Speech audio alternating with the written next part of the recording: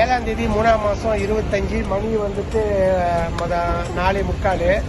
இவங்க வந்துட்டு யாருன்னா, இவங்க வந்துட்டு என்னோட ஃப்ரெண்ட் இருக்காரு ஜான், அவங்களுடைய மக. ஸோ இவங்க வந்துட்டு என்னது ஃபிட்னஸ் வந்து trainer. What's your name? Sherry. I'm Sherry. Let them check me out. Let Okay. them check me out. Yeah. They should check the camera. Yay. Okay. What's your name? Sherry. சரி, what you are doing? I'm a fitness trainer. Fitness trainer. இவங்க என்னை கூட்டிகிட்டு போய் இன்னைக்கு இவங்க அப்பா வீட்டில் தான் நாளைக்கு நான் தங்குவேன். ஜான் அவர் பேர், அவரோட மகன் இவங்க ஷேரி. கூட்டிகிட்டு போய் எனக்கு சாப்பாடுலாம் வாங்கி கொடுத்து சீன கடையில் வாத்து சோறு, டக் ரைஸ்ன்னு சொல்லுவோம்ல, அது நசி இத்தே அது வாங்கி கொடுத்தாங்க. அது இல்லாமல் இங்கே பாருங்க, ராத்திரி சாப்பாடு வேறு. ராத்திரி சாப்பாடு சாப்பிடுக்காது அப்படின்னு சொல்லி எனக்கு கொடுத்தாங்க. Thank you so much. You're welcome. You're most welcome. Thank you. Have bye. yourself trouble Thank you. and enjoy. Thank you for your lunch and dinner also. Okay, Thank you. bye. Bye. ஆமா, கதிரவன் சுப்பராயன் பத்தி கேள்விப்பட்டிருக்கேன். அவர் உலக சுற்றுப்பயணம் பண்ணிட்டு இருக்காரு. அப்படி உலக சுற்றுப்பயணம் பண்ணிட்டு இருக்கும்போது பல நாடுகளில் மரக்கன்றுகளையும் நடுறாரு. கதிரவன் சுப்பராயன் இதுவரைக்கும் ஆசியாவையும், ஐரோப்பாவையும், கனடாவையும், அமெரிக்காவையும், மத்திய அமெரிக்காவையும், தென் அமெரிக்காவையும் சுற்றி வந்திருக்காரு. இப்போ தென் ஆப்பிரிக்காவில் கேப்டனின் தொடங்கி ஜெகநாதர் கடந்து டர்பன் நகரில் இருக்காரு. அவர் பத்தி மேலும் தெரிஞ்சுக்கணுமா? ஜிம்பாப்வேயின் தலைநகரம் ஹராரே. ஹராரே நகரம் பழைய கால ரொடீசியா குடியரசின் தலைநகரம். இங்கே பல காலனிய காலத்து கட்டிடங்கள் இருக்கு. அதே நேரம் நவீன உயரமான கட்டிடங்களும் இருக்கு. ஹராரே நகரில் பல கடைகள், சந்தைகள், உணவகங்கள் இருக்கு.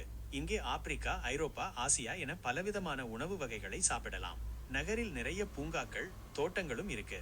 ஹராரே நகரில் இருந்து ஜிம்பாப்வேயின் பிற பகுதிகளுக்கு பேருந்து, ரயில், டாக்ஸி என பல வழிகளில் போகலாம். ஹராரே நகரில் இருந்து விக்டோரியா நீர்வீழ்ச்சிக்கு போகும் சுற்றுலா பயணிகள் நிறைய பேர் இருக்காங்க.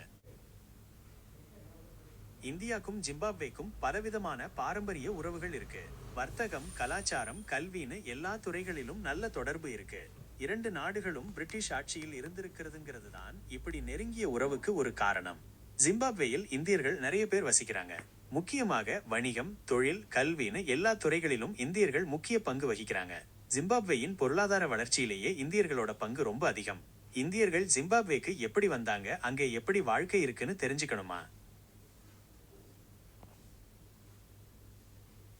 இந்தியர்கள் ஜிம்பாப்வேக்கு வந்ததுக்கு பல காரணங்கள் இருக்கு. முதலாவது வணிகம். இங்கிலாந்து ஆட்சி காலத்திலேயே இந்திய வணிகர்கள் ஜிம்பாப்வேக்கு வர ஆரம்பிச்சிட்டாங்க. அப்போ லாரிகள், கடைகள்னு நிறைய தொழில்கள் இருந்ததால இந்தியர்கள் வந்து குடியேறினாங்க. இரண்டாவது திருமணம். இங்கிலாந்து ஆட்சி காலத்திலேயே இந்தியர்கள் ஜிம்பாப்வேயில் குடியேறி இருந்ததால இந்தியர்கள் ஜிம்பாப்வேயில் திருமணம் பண்ணிக்கிட்டாங்க. இப்படி வந்தவங்களோட பிள்ளை, பேத்திகள் இப்போ ஜிம்பாப்வேயில் வாழ்ந்துட்டு இருக்காங்க. அப்படி இந்தியர்கள் ஜிம்பாப்வேயில் எப்படி வாழ்க்கை இருக்குன்னு தெரிஞ்சுக்கணுமா? ஜிம்பாப்வேயில் இந்தியர்கள் நல்ல நிலையில் தான் இருக்காங்க. பெரும்பாலான இந்தியர்கள் வணிகம், தொழில்னு சொந்த தொழில் பண்ணிட்டு இருக்காங்க. இங்கே பல இந்திய கடைகள், உணவகங்கள் இருக்கு. இந்திய கலாச்சாரத்தையும் ஜிம்பாப்வேயில் பார்க்கலாம். கோயில்கள், திருவிழாக்கள்னு எல்லாமே இருக்கு. ஆனா ஜிம்பாப்வேயில் சில இடங்களில் கொள்ளை, திருட்டுன்னு பிரச்சனைகள் இருக்கு. அதனால எச்சரிக்கையாக இருக்கணும். அப்படி இந்தியர்கள் ஜிம்பாப்வேயில் எப்படி வாழ்க்கை இருக்குன்னு தெரிஞ்சுக்கணுமா? ஜிம்பாப்வே கலாச்சாரம் ரொம்ப சுவாரஸ்யமானது. இங்கே பல பழங்குடி இன மக்கள் இருக்காங்க. அவங்க சில 100 வருடங்களுக்கு முன்னாடி கட்டிய கோட்டை, அரண்மனை எல்லாம் இப்போ சுற்றுலா தலமா இருக்கு. இத பத்தி கேள்விப்பட்டிருக்கீங்களா? அது மாதிரி ஜிம்பாப்வேயில் கிறிஸ்தவர்கள், இஸ்லாமியர்கள், பழங்குடி மக்களோட சமயம்னு பல மதங்கள் இருக்கு. இவங்களோட கலாச்சாரம், சமயம்னு எல்லாம் தெரிஞ்சுக்கணுமா? ஜிம்பாப்வேயின் தேசிய திருவிழா இண்டிபெண்டன்ஸ் டே. இது ஏப்ரல் 18ஆம் தேதி கொண்டாடப்படுது. இது ஜிம்பாப்வே பிரிட்டனின் காலனியாதிக்கத்திலிருந்து விடுதலை அடைந்த நாள். இங்கே பல திருவிழாக்கள் உண்டு. அதில் முக்கியமானது ஹராரே அக்டோபர் திருவிழா, Harare international festival of the arts.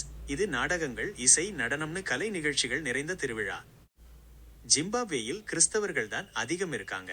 இஸ்லாமியர்கள், பழங்குடி மக்களோட சமயம்னு மற்ற மதங்களை சேர்ந்தவர்களும் இருக்காங்க. ஜிம்பாப்வேயில் பெரிய நகரங்கள்னு சொல்லும்போது ஹராரே தலைநகரம் தான் முதல்ல சொல்லணும். இது ஜிம்பாப்வேயின் பொருளாதார, கலாச்சார மையம். இதுக்கு அடுத்தபடியா புலாவாயோ நகரத்தையும் சொல்லலாம். ஜிம்பாப்வேல நிறைய பேர் விவசாயம் தான் பண்றாங்க.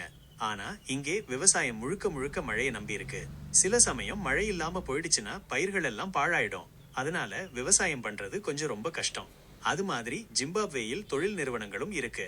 ஆனா விவசாயத்தை விட தொழில் நிறுவனங்கள் குறைவுதான். பெரிய தொழில் நிறுவனங்கள் எல்லாம் இல்லாம பெரும்பாலும் சின்ன சின்ன நிறுவனம். ஜிம்பாப்வே பொருளாதாரம் ஆப்பிரிக்கா கண்டத்தில் பெரியதாக இல்லை, ஆனா இங்கே வளர்ச்சி இருக்கு. ஜிம்பாப்வேயில் தங்கம், பிளாட்டினம்னு நிறைய விலை உயர்ந்த பொருள்கள் இருக்கு. இதனால எதிர்காலத்தில் ஜிம்பாப்வே பொருளாதாரம் நல்ல வளர்ச்சியை அடையலாம். ஜிம்பாப்வேயில் தங்கம், பிளாட்டினம் மட்டும் இல்ல, வைரம், நிக்கல்னு நிறைய விலை உயர்ந்த பொருள்கள் இருக்கு. இதனால ஜிம்பாப்வேயில் சுரங்க தொழில் நல்லா இருக்கு. ஜிம்பாப்வேயில் பெண்கள் இன்னும் சமத்துவத்தை அடைய போராடிக்கிட்டே இருக்காங்க. கிராமப்புறங்களில் இன்னமும் பழைய முறைப்படி பெண்களுக்கு சுதந்திரம் குறைவாகத்தான் இருக்கு. ஆனால் நகரங்களில் பெண்கள் கல்வி, வேலைன்னு எல்லா துறையிலும் முன்னேறிக்கிட்டே இருக்காங்க. ஜிம்பாப்வேயில் கிரிக்கெட் ரொம்ப பிரபலம். இங்கே நிறைய பேர் கிரிக்கெட் விளையாடுவாங்க. ஜிம்பாப்வே கிரிக்கெட் அணி உலக அளவில் கொஞ்சம் பிரபலம் தான். ஆனா இந்தியா, ஆஸ்திரேலியா மாதிரி ரொம்ப பிரபலம் இல்ல.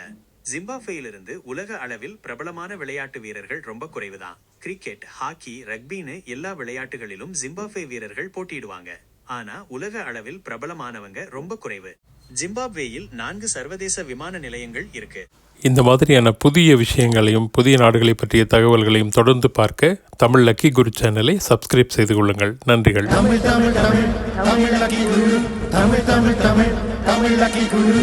தாயே முதல் தமிழே, தரணியின் முதல் மொழியே. தாயே முதல் தமிழே, தரணியின் முதல் மொழியே. ஆதி தமிழன் நடந்த தடங்களை ஜோதி தமிழில் அடையாளம் கண்டு உயிர்மை வழி என்னும் எழுத்து மொழி ஆசானை கேட்கும் சொதிவெளி வழி.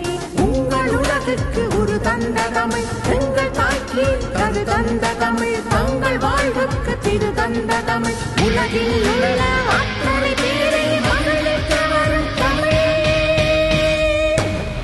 எங்கள் தமிழ் மொழி, எங்கள் தமிழ் வழி, எங்கள் தமிழ் வழி. தமிழ் தமிழ் தமிழ் தமிழ் லக்கி குரு, தமிழ் தமிழ் தமிழ் தமிழ் லக்கி குரு, தமிழ் தமிழ் தமிழ் தமிழ் லக்கி குரு.